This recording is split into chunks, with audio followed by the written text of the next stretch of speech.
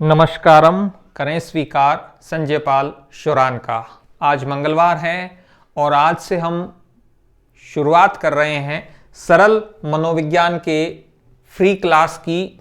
ये आपका class number 1 है और जैसे कि आप थंबनेल में देख रहे हैं, मनोविज्ञान की नींव बनाने के लिए ये हमारी वीडियो क्लासेज समर्पित हैं।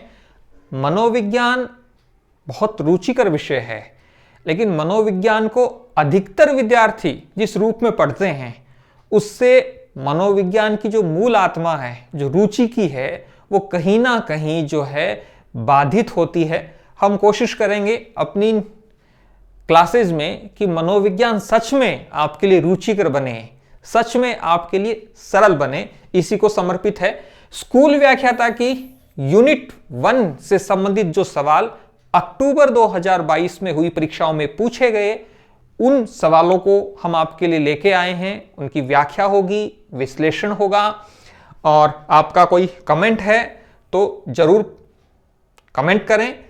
प्रीवियस ईयर क्वेश्चंस अर्थात पुराने वर्षों के प्रश्न पत्र आपकी तैयारी की नींव हैं और शुरुआत करते हैं।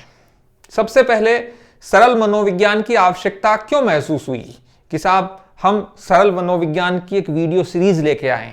हालांकि मनोविज्ञान में विद्यार्थी तैयारी कर रहे हैं, चाहे वो स्कूल व्याख्याता हो, वरिष्ठ अध्यापक हो या फिर रीट हो। मुझे ऐसा लगता है कि परीक्षा आपने अभी दी है, अवधारणात्मक सवाल आपके 3 प्रकार से आते हैं। एक वो सवाल जो अवधारणात्मक रूप से सरल हैं, मध्यम कठिन है और कठिन है। इसी प्रकार से जो तथ्यात्मक सवाल होते हैं मनोविज्ञान में, उनकी भी 3 श्रेणियों में हम उन्हें विभाजित कर सकते हैं, सरल, मध्यम कठिन और कठिन। अब सरल मनोविज्ञान नाम का अर्थ क्या है? सच में मनोविज्ञान सही अर्थों में सरल है। अब सवालों की प्रकृति को हम देखते हैं जो रीट में, सेकंड ग्रेड में, फर्स्ट ग्रेड में मनोविज्ञान में पूछे जाते हैं। यहां हम सरल भाषा में समझने के लिए यहां मनोविज्ञान का उपयोग कर रहे हैं, बाकी इनका अलग अलग नाम है। जब आप रीट की तैयारी करते हैं तो आरटी भी इसमें शामिल हो जाता है।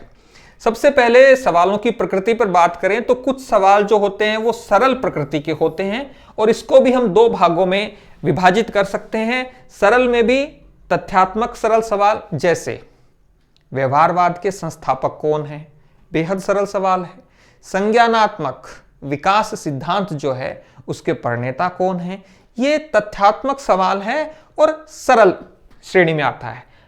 सरल सवालों की एक श्रेणी होती है कि वे सवाल जो अवधारणात्मक हैं लेकिन सरल हैं, जैसे विकास का क्या अर्थ है, विकास एक सतत प्रक्रिया है। ये विकास का बहुत ही सरल अवधारणात्मक सवाल है। दूसरी कैटेगरी होती है जो मध्यम कठिन की होती है। इसमें भी 2 कैटेगरियां हैं, मध्यम कठिन के तथ्यात्मक सवाल और मध्यम कठिन के अवधारणात्मक सवाल। ठीक ऐसे ही तीसरी कैटेगरी भी है जो कठिन है, इसमें तथ्यात्मक कठिन सवाल और अवधारणात्मक कठिन सवाल।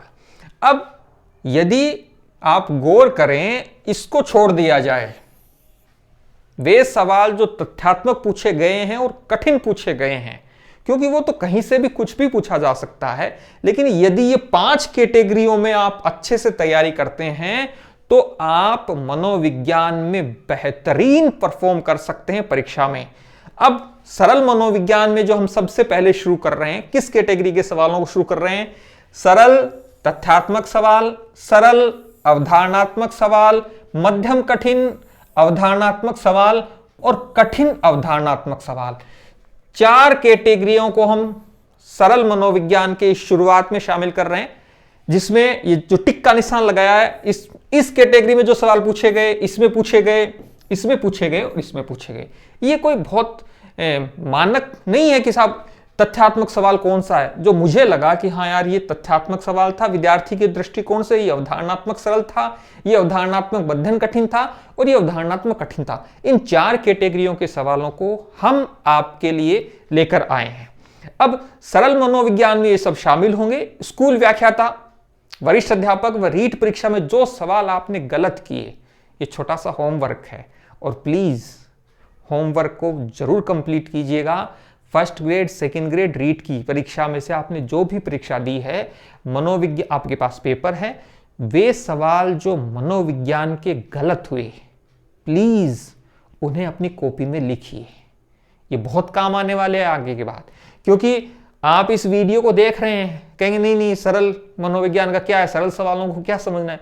अरे भाई, आप परीक्षा में सरल सवालों को भी गलत करते हैं।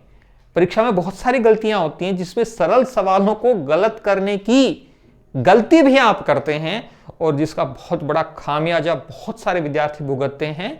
बहुत वैज्ञानिक पद्धति से हमने इस सरल मनोविज्ञान की क्लास को डिजाइन कर रहे हैं, और इसमें आप देखेंगे कि कुछ सवाल जो अवधारणात्मक थे और वो अवधारणात्मक सवाल आपके गलत हुए।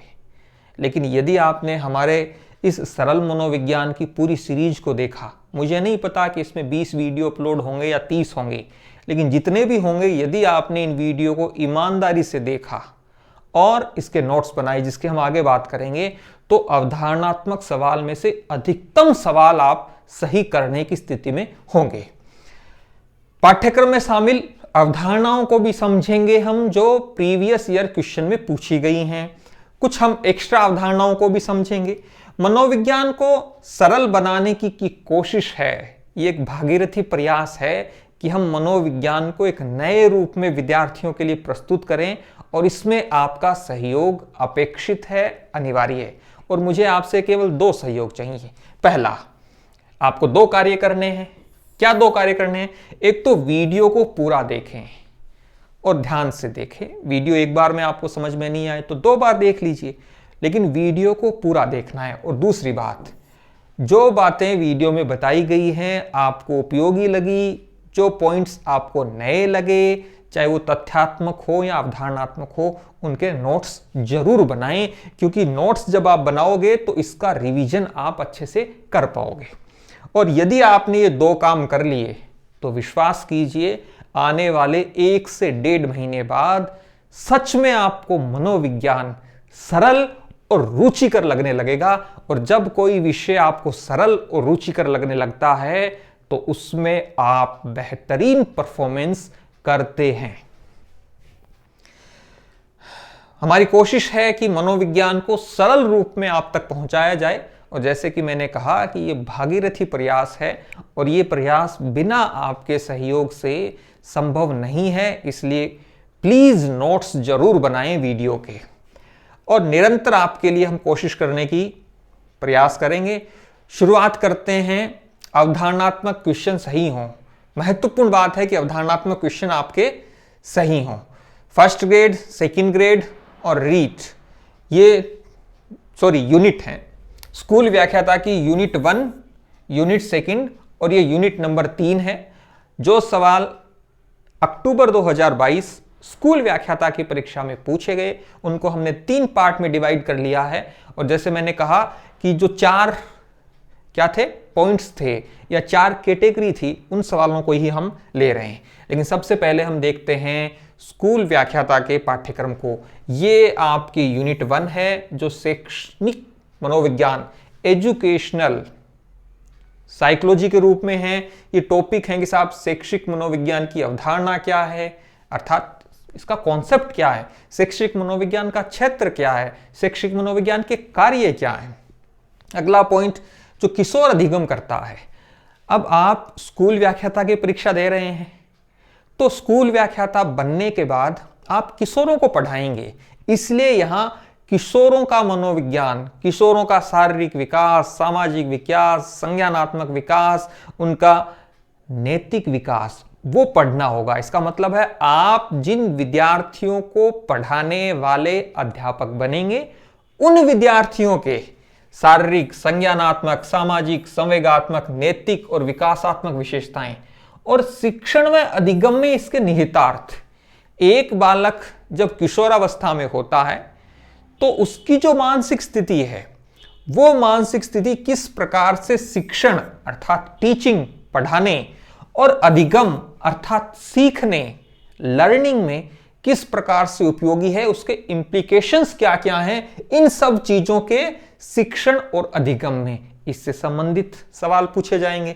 ये अधिगम का व्यवहारवादी, संज्ञानवादी, निर्मितवादी सिद्धांत है। और देखिए पुनः आया है उच्च माध्यमिक स्तर के विद्यार्थियों के लिए इसके निहितार्थ। इंप्लीकेशन बहुत सुंदर वर्ड है ये। निहितार्थ का मतलब है कि ये जो सारे सिद्धांत हैं, 3 सिद्धांत हैं, ये जो हायर सेकेंडरी स्कूल के विद्यार्थी हैं उनके लिए किस प्रकार से इनका लाभ है, किस प्रकार से ये सिद्धांत इन विद्यार्थियों के लिए उपयोगी हैं। मानसिक स्वास्थ्य एवं समायोजन की अवधारणा और समायोजन की युक्तियां। मानसिक स्वास्थ्य का अर्थ क्या है, मानसिक स्वास्थ्य के प्रमुख तत्व क्या हैं, मानसिक स्वास्थ्य की विशेषताएं क्या हैं, जो मानसिक रूप से स्वस्थ नहीं है उसके क्या विशेषताएं देखने को दृष्टिगोचर होती हैं। उसके बाद समायोजन, इसकी क्या कॉन्सेप्ट है, और समायोजन की युक्ति कौन कौन से, जैसे प्रतिगमन, ठीक है ना, युक्तिकरण, ये सारी समायोजन की युक्तियां हैं।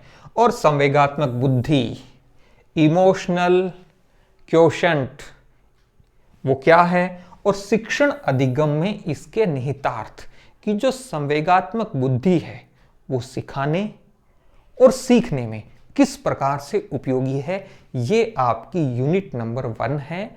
आज सरल मनोविज्ञान की पहली क्लास में इस यूनिट नंबर 1 से जो सवाल पूछे गए हैं स्कूल व्याख्याता की अक्टूबर 2022 की परीक्षा में अलग अलग विषयों में, उनको हम देखेंगे। जब हम सेकंड यूनिट शुरू करेंगे तब इनकी थोड़ी व्याख्या कर लेंगे, और जब यूनिट नंबर 3 शुरू करेंगे इसकी कर लेंगे। और एक बात देखिए, सबसे अधिक सवाल इसी यूनिट से पूछे गए हैं हर सब्जेक्ट की परीक्षा में। देखने में भी ये यूनिट बहुत बड़ी है, ऐसा नहीं है कि साहब 20 क्वेश्चन पूछे जा रहे हैं तो 7-7 क्वेश्चन तीनों यूनिट से पूछे जाएंगे, ऐसा कोई नियम नहीं है। यूनिट बड़ी है और सवाल भी सबसे अधिक इसी यूनिट से पूछे गए हैं। अक्टूबर 2022 की विभिन्न विषयों की परीक्षा में शुरुआत करते हैं। पहला सवाल, अब ये ओरिजिनल सवाल है, ओरिजिनल पेपर का सवाल है, और किसी विषय में ये क्वेश्चन क्रमांक 20 है। समाज की अपेक्षा के अनुसार, थोड़ा सा धैर्य रखिएगा क्योंकि जब व्याख्या की जाएगी, कई विद्यार्थी क्या है कि उनको विषय वस्तु का थोड़ा पता होता है, हाँ हाँ गुरुजी मंठा है, थोड़ा जल्दी पढ़ाओ। अरे भैया, सबकी समझने की जो लेवल है, सबकी समझने की स्पीड है, वो एक जैसी नहीं होती। एक शिक्षक का दायित्व है कि वो सभी विद्यार्थियों को समझ में आ जाए, इस प्रकार से वह जो है टीचिंग करवाए। इसलिए थोड़ा सा प्लीज धैर्य रखिएगा और निश्चित रूप से बहुत कुछ आपको सीखने और समझने को मिलेगा। समाज की अपेक्षा के अनुसार अपने व्यवहार को ढालना क्या कहलाता है? इंग्लिश देखें, महत्वपूर्ण है कि जो आपका बिहेव है वो अकॉर्डिंग टू सोसाइटी एक्सपेक्टेशन हो, समाज जैसा चाहता है। हर स्थान का समाज अलग अलग होगा, क्योंकि समाज भी तो अलग अलग स्थानों का अलग अलग हो सकता है। दक्षिण भारत का समाज कुछ अलग एक्सपेक्टेशन करता है, उत्तर भारत का समाज अलग करता होगा, अमेरिका का अलग करता होगा, लेकिन वो एक्सपेक्टेशन तो करता है, अपेक्षा तो करता है कि हम जब समाज में जाएं तो किस प्रकार का व्यवहार करें। तो ये है, इसे कहते हैं सामाजिक विकास। समाज की अपेक्षा अर्थात समाज की एक्सेप्टेशन के अनुसार अपने व्यवहार को ढालना, अपने व्यवहार को उसके अनुसार बनावट उसकी करना, यह कहलाता है सामाजिक विकास। तो मनोविज्ञान के क्षेत्र में यदि आपसे ये पूछा जाए कि मनोविज्ञान में सामाजिक विकास का सामान्य अर्थ क्या है, तो उसका जवाब ये होगा कि समाज की अपेक्षा के अनुसार अपने व्यवहार को ढालना सामाजिक विकास है। समाजशास्त्र में जब आप पढ़ेंगे ना सामाजिक विकास, तो वहां विकास का, सामाजिक विकास का अलग अर्थ हो जाएगा। यहां मनोविज्ञान तक ही सीमित रहिए। कुछ विद्यार्थियों के साथ ये दिक्कत होती है कि वो समाजशास्त्र का पेपर दे रहे हैं और उनको ये सवाल पूछा गया तो उनको दिक्कत आती है। विकास क्या है? सीधा सा सवाल है, बहुत सिंपल अवधारणात्मक सवाल है। विकास एक सतत प्रक्रिया है कॉन्टिन्यूअस प्रोसेस है। सतत का मतलब है निरंतर, लगातार चलता है। अब लगातार का मतलब है विकास जो है वो आपके मरने तक, मृत्युशैया तक विकास चलता रहता है, जीवन पर्यंत, सतत, लगातार, कॉन्टिन्यूअस। इन सब का एक ही अर्थ है कि विकास जो है वो एक सतत प्रक्रिया है, कॉन्टिन्यूअस प्रोसेस है। अब देखिए, ये भी समझते हैं थोड़ा सा।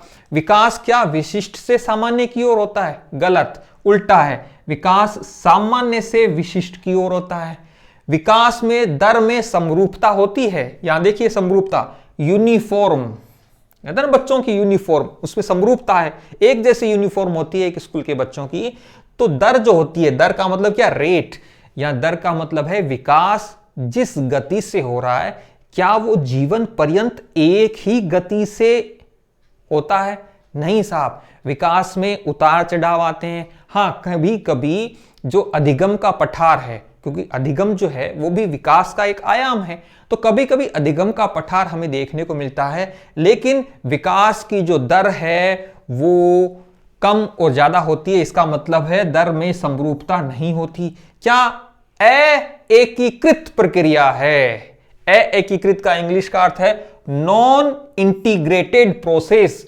क्या विकास एक नॉन इंटीग्रेटेड प्रोसेस है?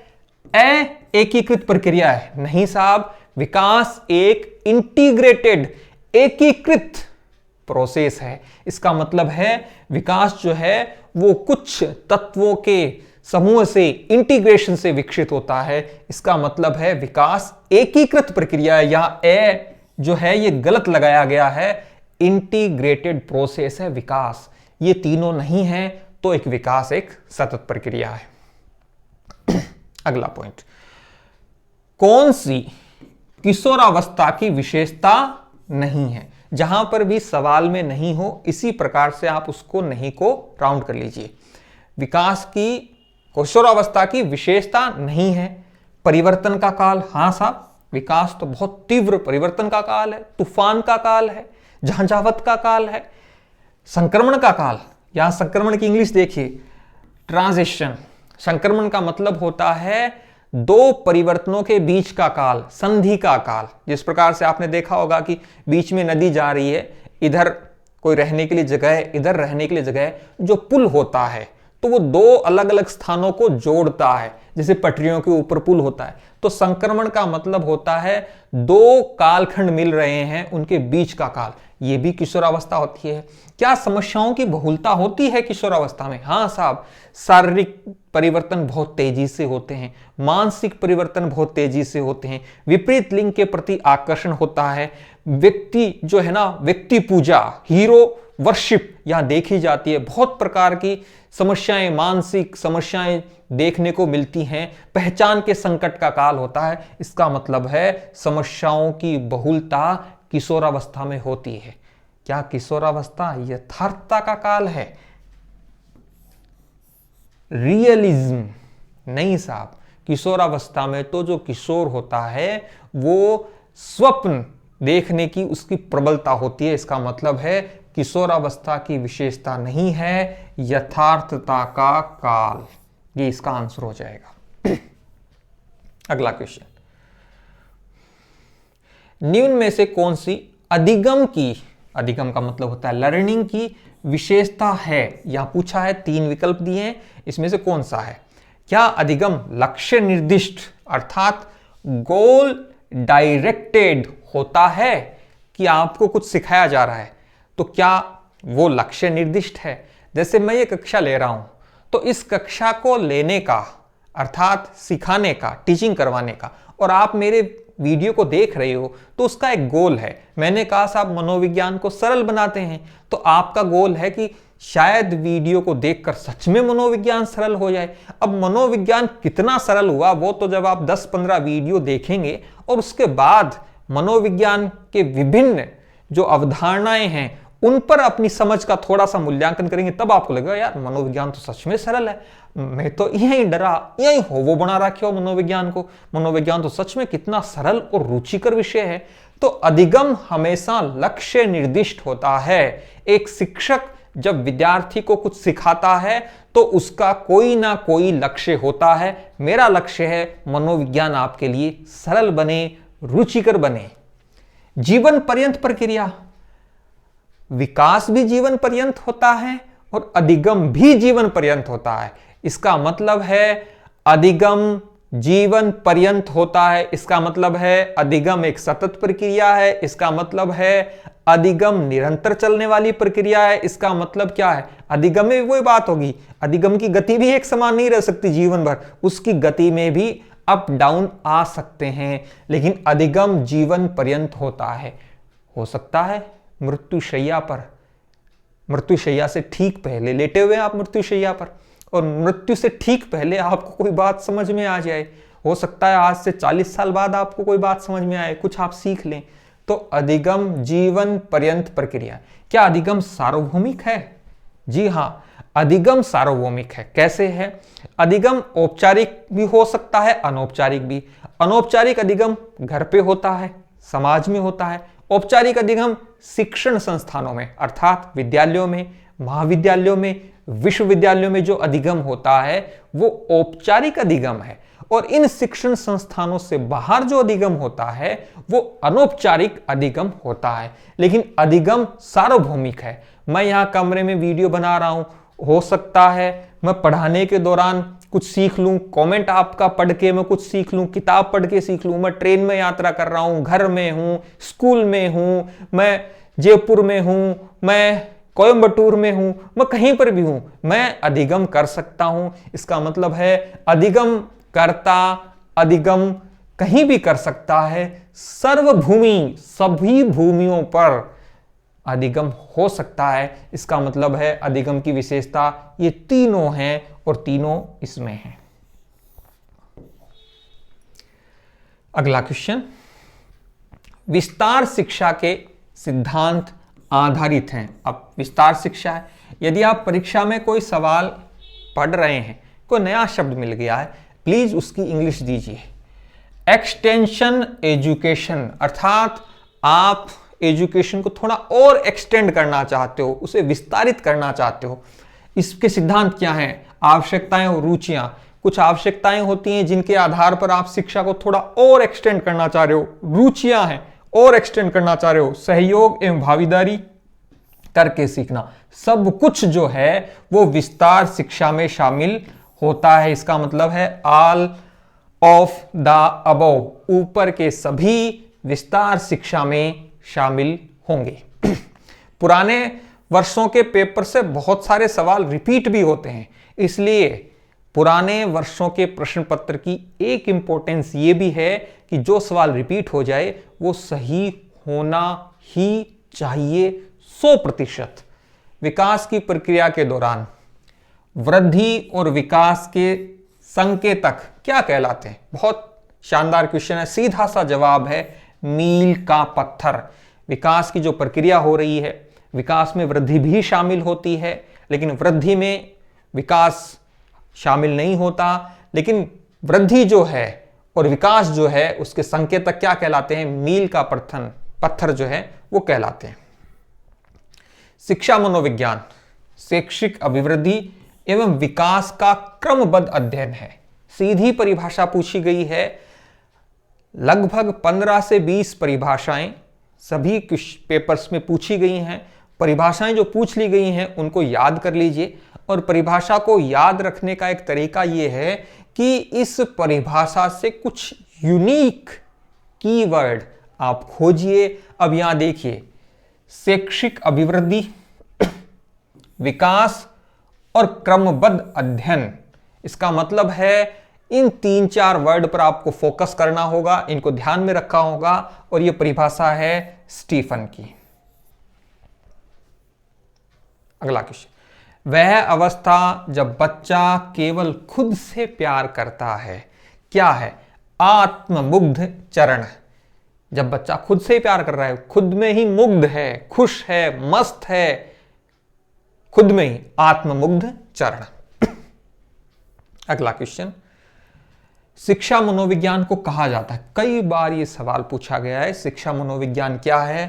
अनुप्रयुक्त मनोविज्ञान, और इसकी इंग्लिश भी जरूर देखें, अप्लाइड साइकोलॉजी। अनुप्रयुक्त मनोविज्ञान है शिक्षा मनोविज्ञान। मानव विकास का अध्ययन संबंधित है, किससे संबंधित है? एक चीज यह भी देखी गई है अब तक कि जहां पर ये हो ना उपर्युक्त सभी, वैसे यहां उपरोक्त की जगह सही वर्ड होता है उपर्युक्त, ठीक है, लेकिन उपरोक्त लिखा जाता है। तो अधिकतर सवालों में यह सही होता है। यह कोई फॉर्मूला नहीं है, लेकिन देखा गया है कि जहां उपर्युक्त सभी या उपरोक्त सभी होता है तो वहां यही होता है। तो मानव विकास संबंधित है किससे? व्यक्ति के शारीरिक, मनोवैज्ञानिक, सामाजिक विकास से है साहब। एक व्यक्ति की समस्याओं तथा जरूरतों से है, पारिवारिक संबंधों से है। ये सब कुछ मानव विकास के अध्ययन में शामिल है। आंसर क्या हो गया? उपरोक्त सभी। साहस और धैर्य के संयोजन के मूल्य का एक व्यक्तिगत गुण कहलाता है। बहुत अवधारणात्मक सवाल है, बहुत शानदार सवाल है। साहस और धैर्य, इनका संयोजन हो रहा है और व्यक्तिगत गुण है ये क्या? दृढ़ता। लेकिन जब आप इसकी इंग्लिश पढ़ेंगे वो है परसिवेरियंस। परसिवेरियंस, यदि मैं सही उच्चारण कर रहा हूं तो इसका मतलब ये होता है कि आपने एक लक्ष्य तय किया और जब तक वह लक्ष्य नहीं मिल जाएगा तब तक आप रुकेंगे नहीं। Dashrath Manjhi, mountain man film याद है? तो कहता ना, जब तक तोड़ेगा नहीं तब तक छोड़ेगा नहीं। इसका मतलब है दशरथ मांझी ने एक लक्ष्य तय किया था, जब तक वो लक्ष्य नहीं मिल जाएगा उसके लिए वो निरंतर प्रयास करता रहा। इसी को ही कहते हैं परसिवेरियंस। महात्मा गांधी को देखिए, भारत को आजादी एक अल्टीमेट गोल है और जब तक आजादी नहीं मिलती तब तक प्रयास करते रहेंगे। और ये गुण व्यक्ति में तभी आ सकता है जब आप में साहस हो, जब आप में धैर्य हो। साहस किसका? नवाचार करने का। साहस किसका? असफलताओं को झेलने का। साहस किसका? असफलता से सीखने का। और धैर्य किसका? सफलता को पाने के लिए निरंतर किए गए प्रयासों का। बहुत शानदार गुण है और जिस व्यक्ति में यह गुण होता है वह इस दुनिया में कुछ बेहतरीन करके जाता है, अपनी क्षमताओं का डंका बजवाता है। इसलिए परसिवियरेंस अर्थात जब तक आपका लक्ष्य प्राप्त नहीं हो जाता तब तक न तो थकना है, न रुकना है, न टूटना है, न झुकना है। निरंतर प्रयास करते जाना है, अपने प्रयासों को और बेहतरीन बनाते जाना है और सफलता को पाना है। इसलिए साहसी बनिए और पेशेंस रखिए। ये दोनों गुण होने बहुत जरूरी हैं जीवन में कुछ अद्भुत करने के लिए।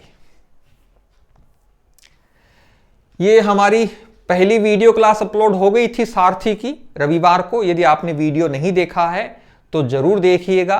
और मनोविज्ञान की हम क्लास ले ही रहे हैं, सरल मनोविज्ञान की।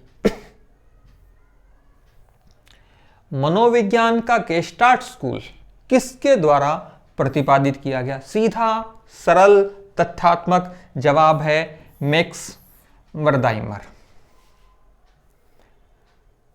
अत्यधिक प्रतिभावान, most gifted, highly gifted children, उनमें आईक्यू कैसा होता है? 140 या 140 से अधिक बुद्धि लब्धि अर्थात आईक्यू वाले विद्यार्थी अत्यधिक प्रतिभावान बालकों की श्रेणी में आते हैं, हाईली गिफ्टेड।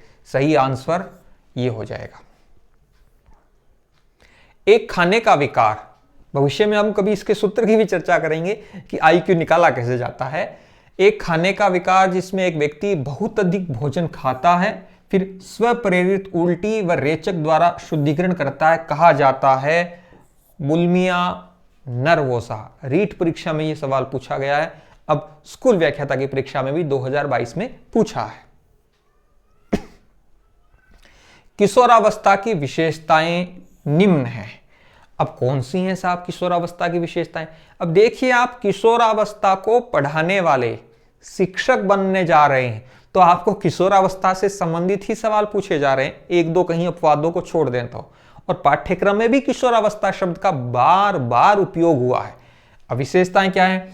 संवेगात्मक उथल पुथल अर्थात इमोशनल टर्मोइल, उथल पुथल का काल होता है। शारीरिक वृद्धि बहुत तेजी से हो रही है, परिवार वाले कहते हैं ये करो ये मत करो, आपको कुछ करने का मन करता है। उसके बाद जिस प्रकार से मैंने कहा विचारों में बहुत तीव्र प्रभाव होता है, इसलिए इमोशनल आप उथल पुथल टर्मोइल के दौर से गुजरते हैं किशोरावस्था में। सही बात है।